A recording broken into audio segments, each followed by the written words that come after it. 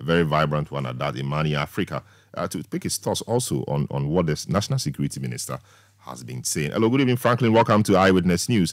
The National Security Minister appears quite concerned that civil society organizations appear to be creating an impression in the country, perhaps that things are so bad, giving some support or legitimacy to anybody who may want to entertain an idea of a coup or a military rule. Do you share the same concern or view?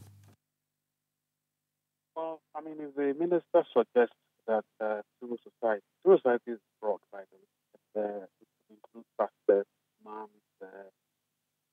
I mean, living life, serious community. It's really an amorphous technology. You actually mentioned academics, the media, and civil society organizations. Right. Well, for me, I think the most important thing really is what I've seen so far. I'm not sure I can ascribe these comments or otherwise to certain personality. Rather, I'll say that the generality of social media, for instance, has been agog with all kinds of allusions being drawn to schools in sub-regions, to the happenings in Ghana. And if I were the minister, I'll be concerned. But, to actually lay the blame at the doorstep of persons he identifies as civic-minded are actually not that true at all.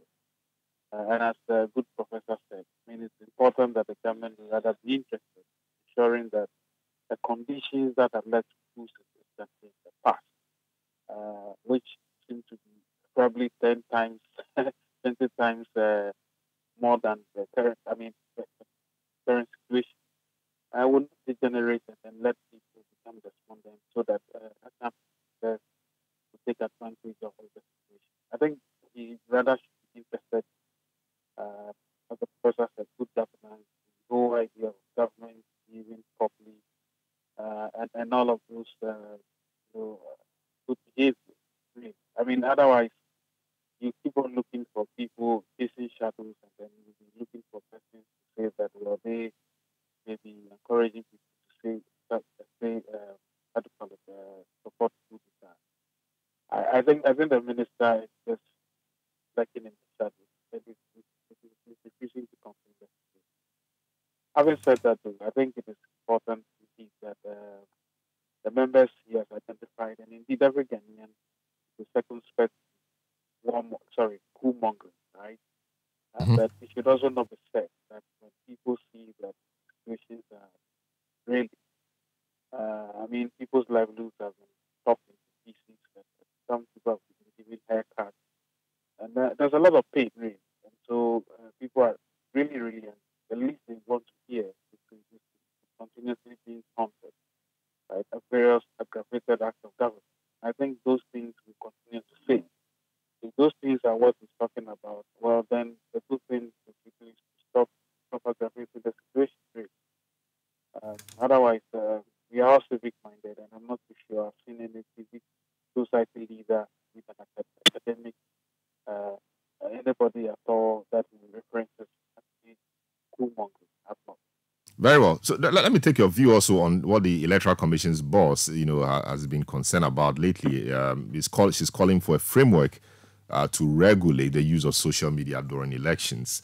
What do you make of this? Don't we have enough laws to regulate false information, fake news, etc. on social media?